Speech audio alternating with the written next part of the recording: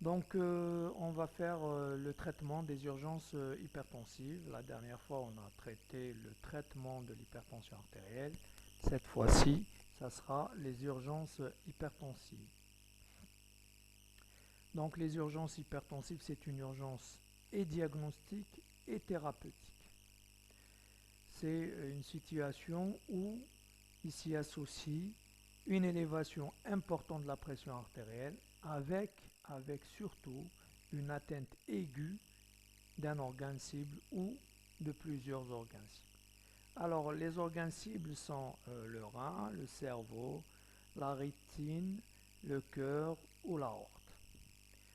Il faut savoir que le type du traitement, la pression artérielle cible après traitement et le délai souhaitable pour atteindre la pression artérielle cible dépendent de l'organe atteint. Donc il y a des protocoles différents pour chaque urgence hypertensive. Alors vous voyez ici, si vous avez un patient qui se présente au pavillon des urgences, qui a une pression artérielle très élevée, avec des symptômes, par exemple des céphalées ou des vertiges, qu'est-ce qu'il faut faire? Il faut distinguer l'urgence hypertensive, ce qu'on appelle en anglais hypertensive emergency, d'une hypertension artérielle incontrôlée, autrefois appelée par les anglo-saxons urgent hypertension, ou bien par en français la crise hypertensive ou le pic hypertensif.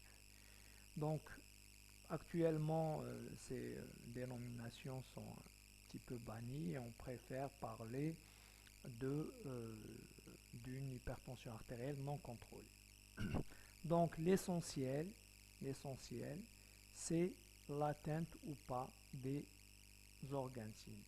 Alors il peut s'agir d'une hypertension artérielle maligne, associée ou pas à une microangiopathie thrombotique, associée ou pas à une insuffisance rénale aiguë. Il peut avoir une atteinte coronarienne avec une ischémie, ou bien une atteinte, une insuffisance cardiaque aiguë, un œdème aigu du poumon. On peut avoir un AVC, un accident vasculaire cérébral, ou une encéphalopathie hypertensive, ou bien une atteinte aortique avec une dissection aortique,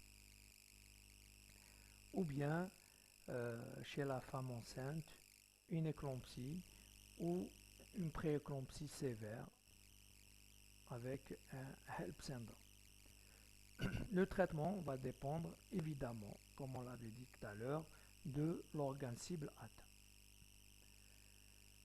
Alors, quels sont les points communs de la prise en charge des urgences hypertensives? Il faut savoir qu'il n'y a pas d'études randomisées, sauf pour l'AVC. C'est-à-dire là, je vais vous présenter un consensus d'experts essentiellement. Le dernier publié par l'European Society of Cardiology, qui date de 2019, donc assez récent, et il est euh, plus récent que les recommandations européennes de la prise en charge de l'hypertension artérielle qui ont été publiées en 2018. Et vous allez voir qu'il y a quelques différences par rapport aux recommandations de 2018. Alors, le but du traitement, c'est de prévenir l'aggravation des lésions des organes cibles, parce qu'il y a déjà des lésions. Quand on fait le diagnostic d'une urgence hypertensive, il y a déjà des lésions. Donc, c'est de prévenir l'aggravation, ou du moins limiter, parce que parfois, même si on met le traitement qu'il faut, il peut y avoir une aggravation, mais le traitement va limiter cette aggravation des lésions. Il faut savoir aussi que ça nécessite un traitement par voie intraveineuse. Pourquoi? Parce que vous allez voir dans le traitement, on a des cibles thérapeutiques. C'est très difficile d'avoir un contrôle de la pression artérielle avec un traitement par voie orale. D'accord? Donc le traitement par voie intraveineuse va nous permettre un ajustement assez précis de la pression artérielle en fonction de nos objectifs. On va commencer par l'hypertension artérielle maligne, qui est définie par une élévation de la pression artérielle, usuellement supérieure à 200-120. Il ne faut pas se focaliser sur les chiffres, ce n'est pas le plus important, mais le plus important, c'est qu'il y ait une élévation importante de la pression artérielle associée à une rétinopathie hypertensive grade 3 ou 4. Vous voyez ici les hémorragies en flamèche et un œdème cotonneux et même un œdème papillaire. Donc ça, c'est des lésions de type 3 et l'œdème papillaire type 4. Donc elle peut être associée ou pas à une microangiopathie thrombotique ou une insuffisance rénale aiguë. Pas forcément, parfois on a un ou deux, parfois même on peut avoir une encéphalopathie hypertensive qui est associée. Alors sur le plan physiopathologique, je vais en parler un peu parce que ça nous permet de comprendre un petit peu le traitement. Donc une élévation importante de la pression artérielle va entraîner un détachement endothélial et ce détachement endothélial bien sûr va mettre à nu la paroi sous-endothéliale qui est thrombogène. En plus, la pression artérielle élevée a un pouvoir qui est d'augmenter l'activation de la coagulation. Et il y a aussi une augmentation de la rénine, on va voir pourquoi tout à l'heure.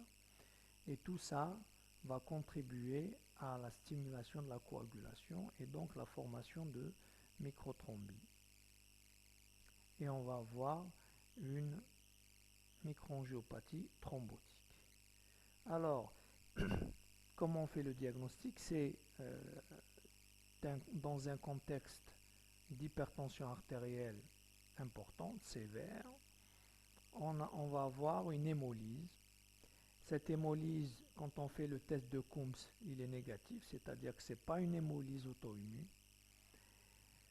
Elle peut être associée à une insuffisance rénale aiguë. Dans ce cas-là, le diagnostic différentiel, c'est le syndrome hémolytique et urémique. Dans le syndrome hémolytique et urémique, souvent l'hémolyse est très importante, contrairement à la microangiopathie thrombotique. Pourquoi il y a une hémolyse? Parce qu'il y a un piégeage dans la microangiopathie des hématies et la lyse des hématies va entraîner une hémolyse. Elle peut ne pas être associée à une insuffisance rénale aiguë et dans ce cas-là, le diagnostic différentiel, c'est le purpura thrombopénique thrombotique. Ici, le diagnostic différentiel peut être aidé par la protéase, le dosage biologique d'une protéase du facteur de von Willebrand qui est diminué dans le purpura thrombopénique thrombotique et qui est presque normal dans la microangiopathie thrombotique. Regardez ici la physiopathologie. Une élévation importante de la pression artérielle peut entraîner ce qu'on appelle une diurèse, une natriurèse forcée, ce qui va entraîner une hypovolémie et stimulation du système rénine-angiotensine. La stimulation du système rénine-angiotensine va entraîner une augmentation des résistances rénales qui va aggraver la microcirculation, qui va aggraver les lésions de microcirculation et entraîner une défaillance de l'autorégulation. Tout ça va contribuer à l'atteinte des organes cibles. Donc, si on doit retenir quelque chose de cette physiopathologie, c'est qu'il y a une élévation de l'activation du système rénine-angiotensine et il y a une hypovolémie. Donc ça a des implications thérapeutiques et aussi il y a une augmentation des résistances vasculaires. Donc, il y a cette étude qui a été publiée en 2007 dans l'American Journal of Hypertension qui montre que l'activité rénine et la moyenne de l'activité rénine est plus élevée chez les patients qui ont une HTA maligne par rapport aux patients qui ont une HTA sévère. Mais cependant, vous voyez qu'il y a une disparité des niveaux de l'activité rénine. Il y a des patients qui ont des taux relativement bas et d'autres qui ont des taux très très élevés. Alors le traitement en cas d'HTA maligne avec ou sans atteinte rénale, avec ou sans microangiopathie thrombotique, il faut baisser la pression artérielle moyenne de 20 à 25%. Je vous ai dit tout à l'heure que le délai pour atteindre la pression artérielle cible diffère d'une urgence à une autre. Et là, on essaye d'avoir ça sur plusieurs heures. Alors, les médicaments de première intention, c'est le labétalol et la nicardipine. On peut utiliser aussi le nitroprussiate ou l'urapédine. Vous avez bien vu que c'est plutôt des vasodilatateurs. Hein. Le labétalol, c'est un bêta-bloquant un peu particulier qui a un effet alpha et bêta-bloquant. Et la nicardipine, c'est un vasodilatateur. On a vu la physiopathologie, c'est essentiellement, il y a une hypovolémie, donc les diurétiques ne semblent pas être intéressants. Et il y a une vasoconstriction, donc là, c'est l'intérêt des vasodilatateurs. Certaines équipes utilisent les IEC parce que vous avez vu là, dans la physiopathologie, il y a une activation importante du système rénine-angiotensine, mais on l'avait vu qu'il y avait une disparité en fonction des patients, donc la réponse n'est pas certaine d'un patient à un autre. Alors, quels sont les médicaments, enfin comment doit-on prescrire ces médicaments? C'est par voie intraveineuse, bien sûr, à la seringue électrique pour pouvoir monitorer la pression artérielle. Donc vous avez le labétalol et la nicardipine. La plus utilisée, c'est la nicardipine. On commence par 5 à 15 mg par heure. Et puis on peut monter de 5 mg par heure chaque quart d'heure ou chaque 30 minutes jusqu'à obtenir la pression artérielle cible et puis on peut baisser jusqu'à 3 mg heure. Alors, après l'hypertension artérielle maligne, l'encéphalopathie hypertensive. Alors, l'encéphalopathie hypertensive, vous voyez ici cette courbe qui montre l'autorégulation du débit cérébral en fonction de la pression artérielle. Donc, vous voyez que le débit cérébral reste stable malgré une fluctuation de la pression artérielle jusqu'à certains niveaux. Donc, vous voyez en bleu chez quelqu'un qui est normotendu, il est beaucoup plus sensible au pic hypertensif. Et s'il y a une augmentation importante de la pression artérielle systolique, on peut avoir une atteinte endothéliale diffuse qui va entraîner une rétinopathie, une atteinte une microangiopathie thrombotique ou une insuffisance rénale. Et on peut avoir aussi un œdème cérébral. L'œdème cérébral, c'est essentiellement cette lésion qui entraîne l'encéphalopathie hypertensive. Donc l'hypertendu chronique supporte un peu plus avec une déviation de la courbe à droite. Vous voyez ici les lésions qu'on peut retrouver, mais c'est à l'IRM. Hein. C'est l'œdème cérébral. On peut voir des micro-infarctus et des micro-hémorragies. Et aussi ce qu'on appelle le syndrome leucoencéphalopathie postérieure réversible, qui n'est pas spécifique à l'encéphalopathie hypertensive, mais qu'on peut retrouver. Alors, que doit-on faire? Donc, sur le plan clinique, bon, j'y reviendrai pas, ça donne des confusions, une léthargie, des signes sans focalisation, une baisse de la vigilance. Le traitement, c'est il faut baisser immédiatement la pression artérielle moyenne. Tout à l'heure, on avait vu dans l'hypertension artérielle maligne, il faut baisser la tension sur plusieurs heures. Là, c'est dans l'immédiat, avec les mêmes traitements, avec les mêmes cibles thérapeutiques. La différence, c'est que on veut avoir un résultat immédiat. Maintenant, l'AVC ischémique, vous voyez ici un peu le patient qui se présente avec un AVC ischémique. Il y a souvent des lésions constituées. Tout autour, il y a ce qu'on appelle la zone de pénombre. Et c'est cette zone qu'on essaye de sauver avec un traitement de reperfusion. Donc, vous voyez ici, s'il y a eu un traitement de reperfusion, à la longue, une séquelle, petite séquelle. Et s'il n'y a pas eu de traitement de reperfusion, vous avez une séquelle qui est importante. Alors, qu'est-ce qui se passe quand il y a une obturation d'une artère? Vous avez une zone de nécrose et tout autour, il y a une circulation collatérale qui représente la zone de pénombre. Alors, vous avez, en cas d'AVC, cette régulation est perturbée, elle devient linéaire, le débit cérébral devient proportionnel à la pression artérielle systolique.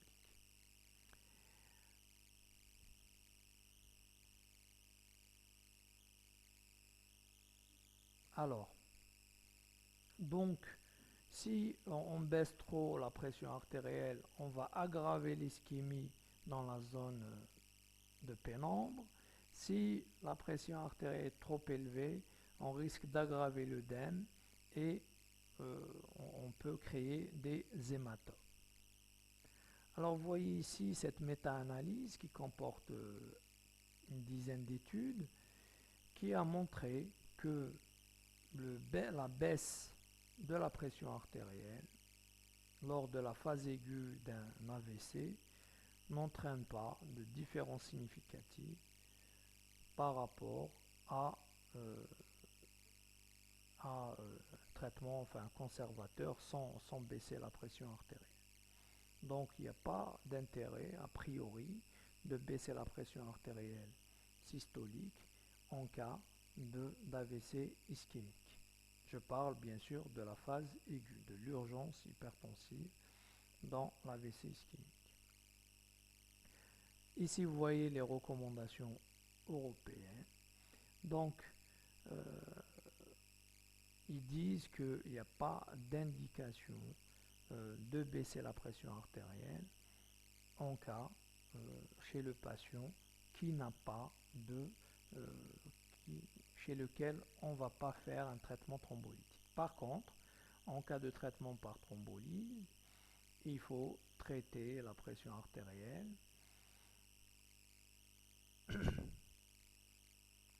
pour avoir une pression artérielle inférieure à 180-105 durant les 24 heures qui suivent la thrombolyse pour éviter la transformation hémorragique. Alors, donc, chez les patients qui ont une élévation importante, ici il ne précise pas, une élévation importante de la pression artérielle et qui n'ont pas eu un traitement par thrombolyse, c'est le jugement clinique. Bon, on peut faire baisser la pression artérielle de 15% durant les 24 premières heures qui suivent l'AVC. Mais vous voyez que c'est un niveau de preuve C et c'est une indication classe 2B. Alors, en cas d'accident ischémique transitoire, il faut mettre un traitement immédiatement. Et bien sûr, après plusieurs jours de l'AVC, il faut mettre un traitement pour l'hypertension artérielle. Alors, en cas d'AVC ischémique toujours, regardez un petit peu. Ici, je vous présente le consensus. Tout à l'heure, c'était les recommandations de 2018. Là, c'est le consensus. Là, il précise un petit peu plus. Chez les patients qui n'ont pas été thrombolisés, un traitement doit être instauré si la pression artérielle systolique est supérieure à 220 ou une diastolique supérieure à 120 avec une réduction de la pression artérielle moyenne de 15% durant la première heure. En cas de thrombolyse, c'est pratiquement la même chose que les recommandations européennes. Le traitement, c'est toujours le labétalol et la nicardipine. Maintenant, l'AVC hémorragique. Alors, faut-il baisser la pression artérielle ou pas? Là, c'est les recommandations européennes de 2018. Donc, ils ne recommandent pas de baisser la pression artérielle systolique si la pression artérielle systolique est supérieure à 220. Alors, chez les patients qui ont une HTA avec une pression artérielle systolique supérieure à 220, on peut faire baisser la pression artérielle pour avoir une pression artérielle systolique inférieure à 180 mm de mercure. Alors, quand on voit l'étude Interact 2, vous voyez ici, ils ont comparé un traitement intensif à un traitement modéré, on va dire, avec des cibles inférieures à 140 et pour d'autres inférieures à 180. Ils ont comparé la mortalité et l'handicap. Alors voici ce qu'ils ont fait en termes de traitement. Ils ont baissé en bleu, c'est le traitement modéré, et en rouge, le traitement intensif. Et voici le résultat concernant le critère combiné mortalité et un handicap majeur. Donc il y avait une tendance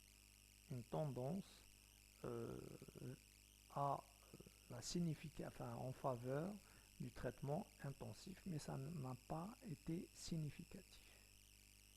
Alors, tout à l'heure, je vous ai présenté les recommandations ESC 2018, et là, vous voyez les recommandations le consensus d'experts de 2019 qui sont plutôt en faveur du traitement. Ils disent que en cas de pression artérielle systolique supérieure à 180, tout à l'heure on était dans les supérieurs à 220, maintenant 2019 plutôt supérieur à 180, on va traiter pour avoir une pression artérielle entre 130 et 180. Donc ça c'est un changement majeur en termes de prise en charge de l'hypertension artérielle en cas d'AVC hémorragique.